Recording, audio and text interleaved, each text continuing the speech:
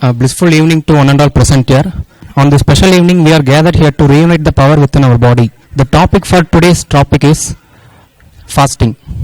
Let's go deep into the topic and know more about it. To give an overview of fasting, welcome Sai Ritesh of Ashwa Batch. Myself, this is Sai Ritesh Selvam from BNYS Ashwa Batch Part 1. So, fasting refers to absence of food for a specific or particular reason. It is derived from the old English word fasten, which means absence from food, and vrata means determination of food, and upavasa means absence from food. Fasting is nature's most effective and low cost diet to treat disease. Dr. Bedlard had the mucus doctor. He told that fasting is one of the absolute method to cure disease. Fasting is practiced in ancient times. From ancient time also, the Mohammeds, the Buddhists and the Christians were practiced fasting. Definition: fasting is primarily the act of abstaining from food for a specific or particular time. Importance of fasting: fasting is voluntary absence from taking food to take rest for digestive system. Natural body, the toxins and abdominal matter are removed by fasting. During fasting, body eliminates the waste matter. It is the cheapest mode of treat to cure any disease. Fasting can reverse the aging process. If we use, your body will have a chance to heal and rebuild immune system. Thank you so much. And now I welcome Mognarangan of Ashwa Batch to explain about the types of fasting. I talk about the types of fasting. There are 3 classifications of fasting. They are based on the purpose, method and duration. There are short duration, long duration and intermittent duration. Short na 2 நாள்லந்து 2 days to 5 days வரையும் fasting இருக்குது வந்து short duration fasting. அடுத்து long duration fasting, more than 10 days fasting இருக்குது வந்து 10 days fasting. Long fasting, intermittent fasting na only day times or 1 to 2 days fasting இருக்குது வந்து intermittent fasting. Based on the purpose fasting na there are 3 types in purpose: political purpose, religional purpose and dietetical purpose. Political purpose is a non-violence act by Mahatma Gandhi. 21 days of fasting. It's a long Dandiyat. It's a correct. That's a long fasting in India. Next, the religion fasting. It's a Hindus have a Pradosham Paurnami fasting. Muslims have a Bakrid fasting. Christians have a birth of Christ and the Christmas due time. The third methods of the fasting. There are 5 methods. Dry fasting. It is without water, no food. It's a dry fasting. Water fasting. Only drink the water. You will fast. You will fasting. It is a dry water fasting. Fruit juice fasting. It's only drink the juice without milk, sugar. Avoid all things. Only fruits, juice only avoid. Next, fruits fasting. It's eat only fruits. Monodietic fasting. It is a one time of food per one day. It's a long process of the diet. Thank you. Now I welcome Dharani S from Hyderabad Batch to explain about the indication and contraindication of the fasting. First of all, we are going to see about the contraindications to whom we shouldn't suggest fasting. First, let's see about anemia. The person who is suffering from severe anemia. During severe anemia, there will be the loss of nutrients and loss of porphyrin. Do you know what is porphyrin? Porphyrin is necessary for the hemoglobin formations.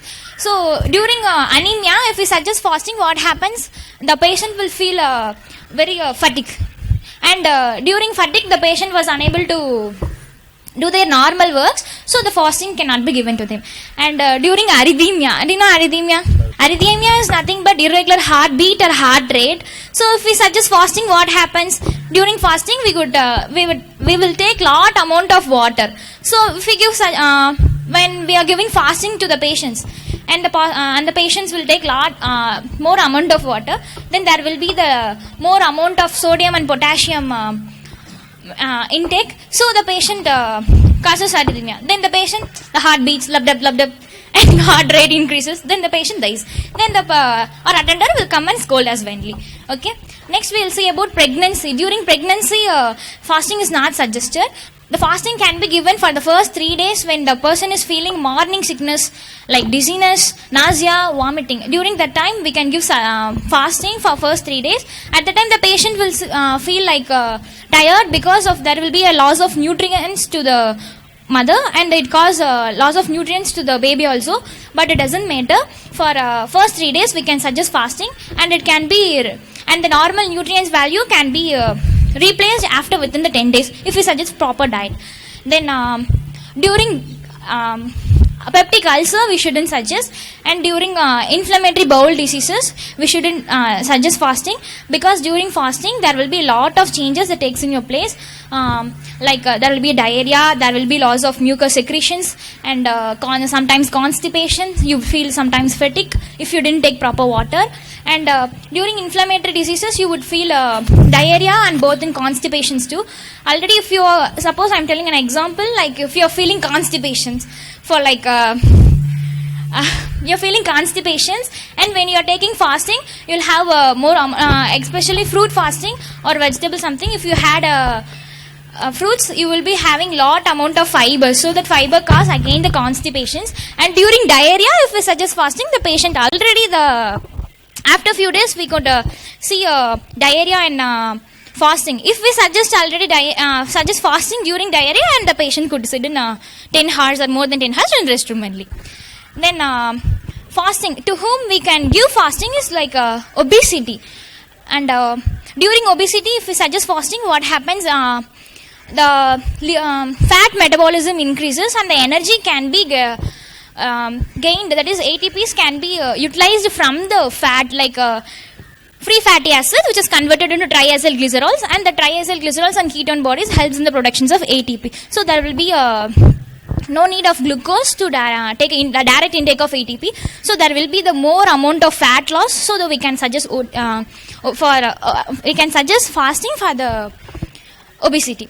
And the intermittent fasting is very best for obesity. And as students, we can also take fasting, because fasting improves our memory power, and fasting also helps in the neuron degenerations. Neuron degeneration is nothing but after a nerve injury, the neurons will be neuron will get back to its normal stage. That is called neuron regenerations. That also help. Fasting helps in neuron regeneration and degenerations also.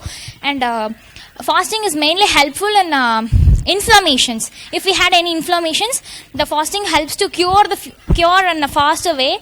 We shouldn't suggest fasting during heart diseases, but we can fasting helps to prevent the heart disease by reducing the stress levels and maintaining the blood pressures and reducing the cholesterols. We could maintain the heart health of heart. The liver is the only organ, not only organ. Liver is also organ which plays major role in the lipid metabolism. So if we take fasting in the liver diseases, it enhances more and more the fat metabolism, and again it aggravates the liver disease. And also in the kidney disease, if we suggest fasting, I told you that we will have more amount of intake of water. So when we have more amount of intake of water, there will be the more amount of excretion of water too, right? So when you suggest fasting in the kidney diseases like nephritis or glomerulitis, etc., something, there will be the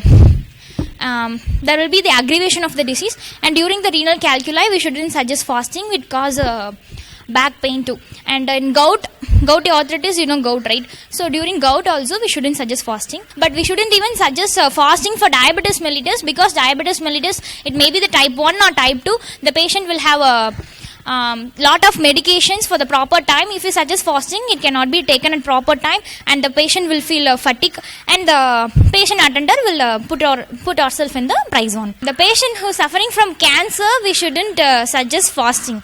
Thank you. நீங்கள் ஒரு மீலை வந்துட்டு skip பண்ணிட்டீங்கன்னா என்ன பண்ணுவீங்க? For example, நான் வந்துட்டு காலையில் சாப்பிடல அப்படின்னா என்ன பண்ணுவேன்? நான் உடனே ஐயோ காலைல சாப்பிடல, சரி அந்த மீலை எப்படியாவது வந்துட்டு காம்பன்சேட் பண்ணுன்னு சொல்லிட்டு நான் ஆஃப்டர்நூன் வந்துட்டு அதிகமாக சாப்பிட ஆரம்பிச்சிருவேன். So there are so many misconceptions around fasting. So that என்னன்னா வந்துட்டு like skipping the meal is considered as fasting. So my answer is a big no to that, because skipping the meal doesn't mean fasting. Fasting அப்படின்றப்போ வந்துட்டு நம்ம எடுத்தோடனே fasting நான் fasting இருக்க போறேன், நாளையிலேருந்து சாப்பிடாம இருக்க போறேன் அப்படின்ற நினைச்சிட்டு இருந்தா அது ரொம்ப பெரிய மிஸ்டேக். இப்போ ஃபார் எக்ஸாம்பிள், நான் இங்கிருந்து தொப்புக்கடின்னு குடிச்சேன்னா என்ன ஆகும்? கால் கையெல்லாம் உடஞ்சிரும். பொறுமையா உட்காந்து நான் இறங்கணும். அதே மாதிரிதான் ஃபாஸ்டிங்கும். அதுக்குன்னு சில பல ப்ராக்ரஸ் இருக்கு. ஸோ அதுபடிதான் நம்ம வந்துட்டு நடந்துக்கணும். ஓகேவா? According to Herbert M Shelton, ஓகேவா, ஃபாதர் ஆஃப் ஃபாஸ்டிங், ஓகேவா, அவர் வந்துட்டு ஒரு foreign author, foreign naturopath, Franz Kafka அப்படின்ற ஒரு Italian author, writer, book writer, ஓகேவா. அவர் வந்துட்டு ஃபாஸ்டிங் இஸ் அன் ஆர்ட் அப்படின்ட்டு சொல்லிருக்காரு. அது ஏன்னு நான் லாஸ்டா ஒரு குட்டி ஸ்டோரியில சொல்றேன். ஓகேவா? First according to Herbert M Shelton அவர் ஒரு 7 to 8 ப்ராசஸ் சொல்லியிருக்காரு. எதுக்கு? ஃபாஸ்டிங் வந்துட்டு எப்படி வந்துட்டு ஸ்டார்ட் பண்ணணும் அப்படின்னு சொல்லிட்டு. நம்ம வந்துட்டு நம்ம இஷ்டத்துக்கு ஸ்டார்ட் பண்ண முடியாதுல்ல, கரெக்டா? ஃபாஸ்டிங் வந்துட்டு இஷ்டத்துக்கு ஸ்டார்ட் பண்ணோம்னா அப்புறம் பின் விளைவுகள் நீங்க தான் சந்திக்க வேண்டியதா இருக்கும் நிறைய. ஸோ வந்துட்டு ஃபர்ஸ்ட் ப்ராசஸ் என்னன்னா வந்துட்டு ப்ரிப்பரேட்டரி மெஷர்ஸ். ஃபர்ஸ்ட் ஒன்னே வந்துட்டு நீங்க எப்படி ப்ரிப்பேர் ஆகணும், ஓகேவா? ஃபர்ஸ்ட் வந்துட்டு இப்போ ஃபாஸ்டிங் எடுக்க போறீங்க நீங்க முடிவு பண்ணிட்டீங்க.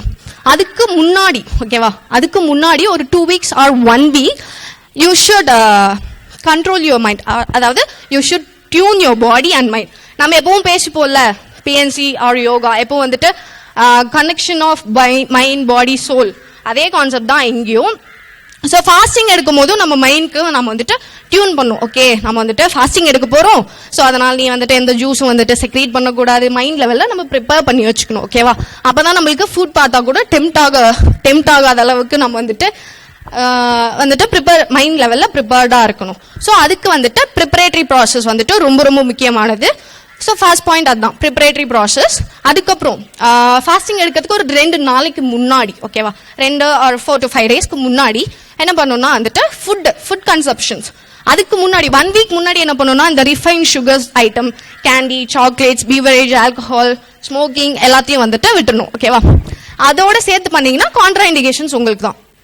ஸோ அதுக்கப்புறமேட்டுக்கா ஒரு 4 days or 5 days முன்னாடி என்ன பண்ணணும்னா ஃபுட்டோட கன்சப்ஷன் வந்துட்டு கம்மியா எடுத்துக்கணும். ஓகேவா? அப்பதான் நம்ம பாடி வந்துட்டு டியூன் ஆகும். ஓகே, நம்ம வந்துட்டு ஃபுட் கன்சப்ஷன் இவ்வளவுதான் நம்மளுக்கு, ஸோ வந்துட்டு இதுக்கப்புறம் இவ்வளவுதான் ஃபுட் வரும், இதுக்கப்புறம் இவ்வளவுதான் இருக்க போகுது அப்படின்னு சொல்லிட்டு நம்ம மைண்ட் அண்ட் பாடி வந்துட்டு அதுக்கேத்தாப்புல டியூன் ஆகும். ஓகேவா? Second one is rest. Okay, இப்போ வந்துட்டு ஃபாஸ்டிங்குள்ள இறங்கியாச்சு. ஓகேவா? அடுத்து என்ன பண்ணணும்? ப்ராப்பரா ரெஸ்ட் கொடுக்கணும். ஃபாஸ்டிங்னா என்ன? எலிமினேட்டிவ் ப்ராசஸ், கரெக்டா? எல்லா எனர்ஜியும் நம்ம வந்துட்டு டைஜஷன், அசிமுலேஷன், அப்சார்ப்ஷன் மூணுத்துக்கும் வந்துட்டு ரெஸ்ட் கொடுத்துட்டு கடைசியா ஒரே ஒரு விஷயம் இருக்கு. என்னது அது? எலிமினேஷன்.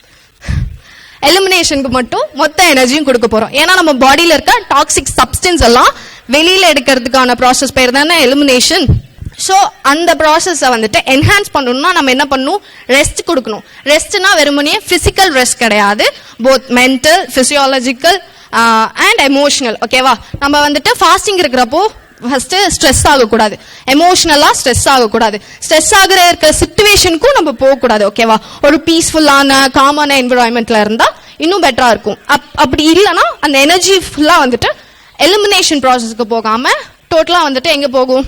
எனர்ஜி ஸ்ட்ரெஸ்க்கு போகும். ஓகேவா? ஸோ அந்த இடத்துல உங்களுக்கு எனர்ஜி ரிடக்ஷன் ஆகும். ஸோ ஃபாஸ்டிங் வந்துட்டு இன்ஹிபிட் ஆகும். கரெக்டா? ஸோ அதுக்கப்புறம் வந்துட்டு பிசிக்கல் ஆக்டிவிட்டிஸ் பார்க்கக்குள்ள நீங்க மாடரேட்டா வந்துட்டு எக்ஸசைஸ் பண்ணா போதும். அதுக்கும் ரொம்ப அளவுக்குலாம் வந்துட்டு நான் 4 மணி நேரம் தான் எக்ஸசைஸ் பண்ணுவேன் அப்படிலாம் வந்துட்டு சொல்லக்கூடாது. சரியா? ஸோ மாடரேட்டா ஒரு 1 hour or half an hour exercise பண்ணா போதும். நெக்ஸ்ட் வந்துட்டு மென்டலா வந்துட்டு நம்ம சேம் அதே ஸ்ட்ரெஸ் வந்துட்டு ஆகக்கூடாது. அண்ட் எக்ஸாம் டைம்ல same as Tharni set, exam டைம்ல மோர் ஸ்ட்ரெஸ் எடுக்கக்கூடாது. அண்ட் எக்ஸாம் டைம்ல கண்டிப்பா ஃபாஸ்டிங் எடுக்கக்கூடாது. ஓகேவா? தேர்ட் ப்ராசஸ் வந்துட்டு என்னன்னா வாட்டர். ஏன்னா ஃபுட்டு ஃபுல்லா அப்ஸ்ட்ரக்ட் ஆயிடுச்சு. ஓகேவா? நம்ம ஃபுட்டே எடுத்துக்கிறது இல்லை. ஸோ அந்த இடத்துல காம்பன்சேட் பண்ண நம்ம என்ன பண்ணுவோம்? வாட்டர் தான் நம்மளுக்கு வேற வழியே இல்லை. ஏன்னா ஃப்ரூட் ஃபாஸ்டிங், ட்ரை ஃபாஸ்டிங் அதெல்லாம் வந்துட்டு வேற வேற டிபார்ட்மெண்ட் வச்சுக்கலாம். ஓகேவா, வேற வேற செக்ஷன்ஸ்.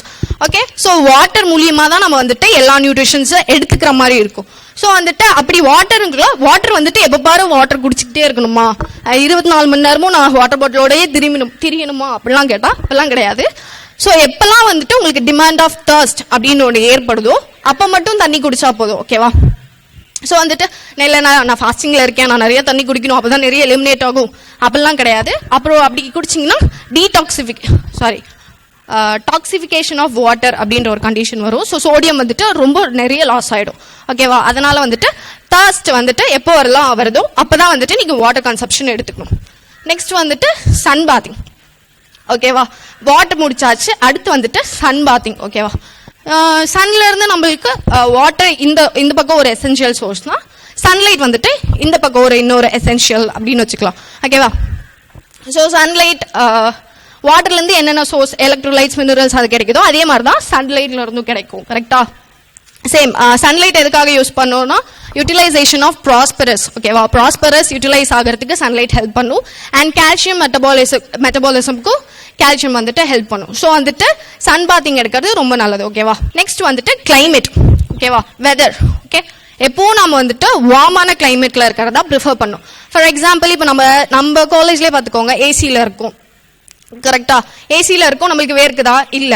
ஸோ வந்துட்டு sweat also is a type of eliminative chamber. கரெக்டா, ஸோ ஸ்வெட் மூலியமாவும் டாக்ஸிக் மேட்டர்ஸ் வந்துட்டு வெளியாகும். ஸோ அந்த ஸ்வெட்டை நம்ம வந்துட்டு அந்த இடத்துல இன்ஹிபிட் பண்ணோம்னா என்ன ஆகும், சேம் அதே தான், மார்பிட் மேட்டர்ஸ் வந்துட்டு நம்ம பாடிக்குள்ளேயே அக்குமுலேட் ஆகும்.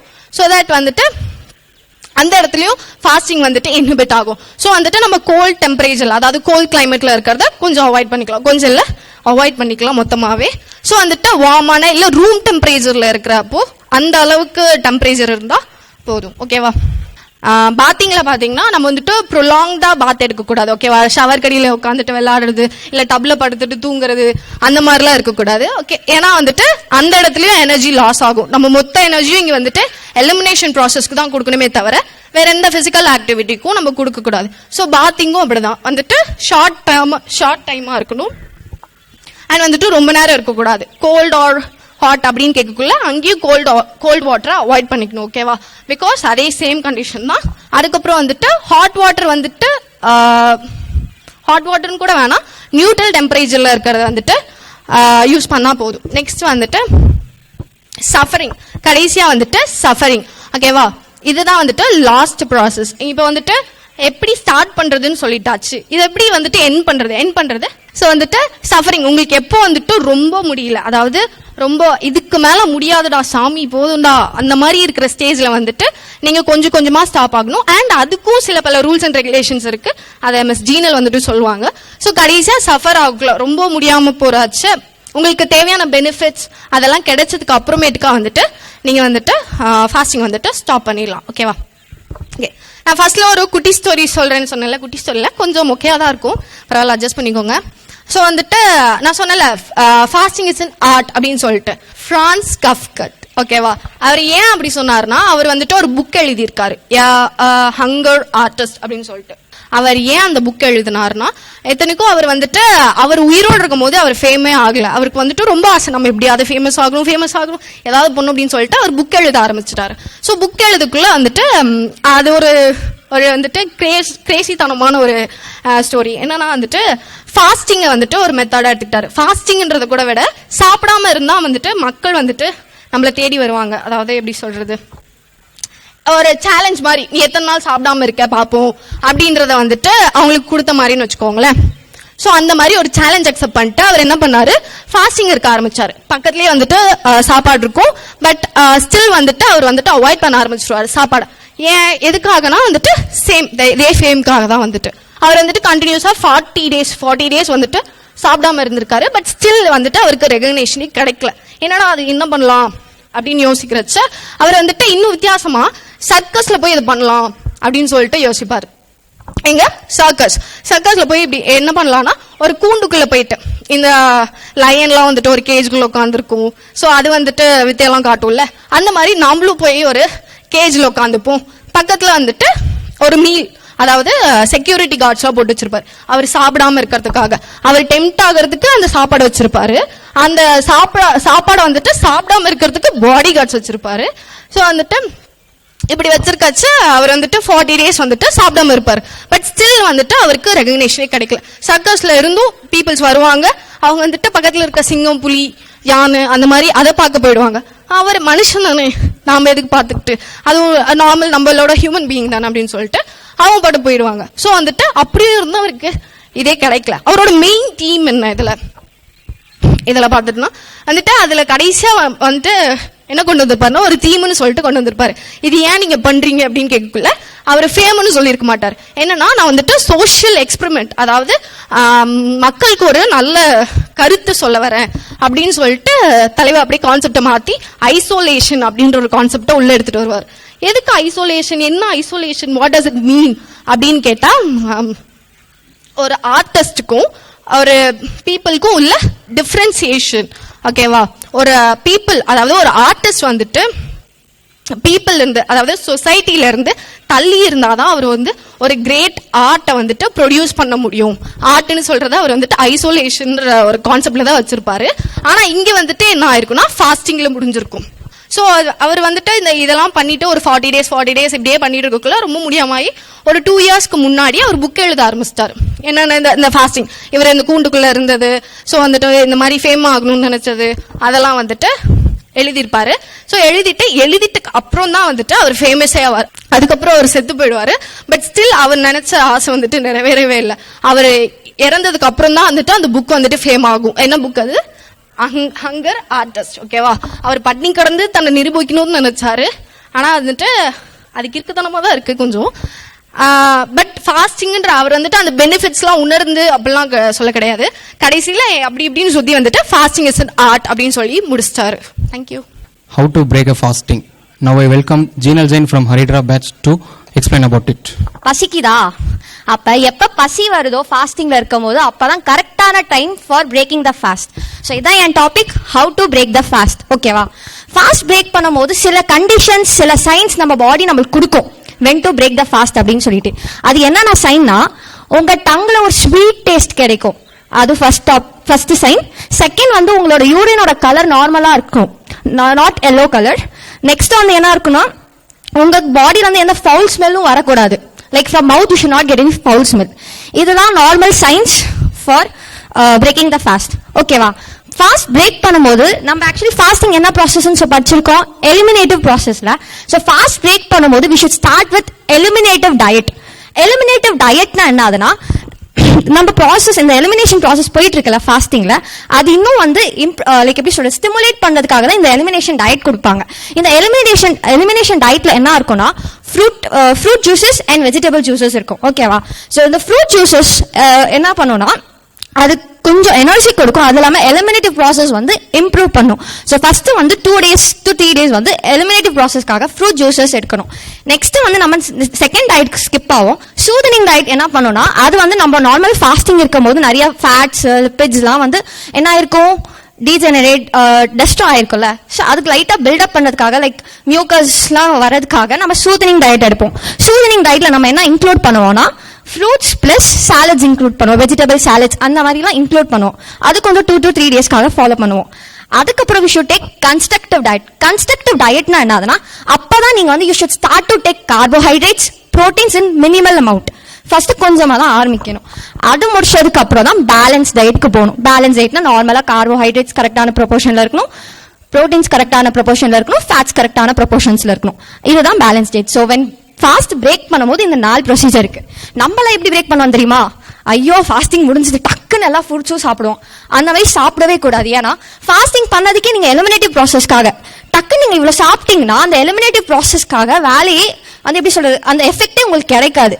So it is waste of fasting அப்படின்னு ஆயிரும். ஸோ ஃபாஸ்டிங் பண்ணும்போது கரெக்டான எலிமினேஷன் ப்ராசஸ்ல தான் ஃபாஸ்டிங்கை பிரேக் பண்ணணும். நெக்ஸ்ட் வந்து நம்ம நிறைய நேச்சுரோபதிலாம் படிச்சிருப்போம். எல்லாரும் வந்து ஃபாஸ்டிங் வந்து ஒரு பெஸ்ட் மெத்தட், சூப்பர் மெத்தட், அது ஒரு ஆர்ட் அப்படி இப்படின்னு சொல்லியிருப்பாங்க. ஸோ ஒரு டாக்டர்ஸும் ஒரு நேச்சுரோபதியும் எப்படி யூஸ் பண்ணாங்க பிரேக் த ஃபாஸ்ட்ல நம்ம பார்க்க போறோம். ஃபர்ஸ்ட் வந்து டாக்டர் கிரேன்னு ஒருத்தர் இருக்காரு. அவரோட பேஷண்ட்ஸ்க்குலாம் ஃபாஸ்டிங் வந்து அட்வைஸ் பண்ணுவார். அப்ப அட்வைஸ் பண்ணிட்டு இருக்கும் போது அவர் பிரேக் பண்ணதுக்கு என்ன யூஸ் பண்ணுவாருன்னா, ஆரஞ்சஸ் யூஸ் பண்ணுவாங்க. For breaking the fast.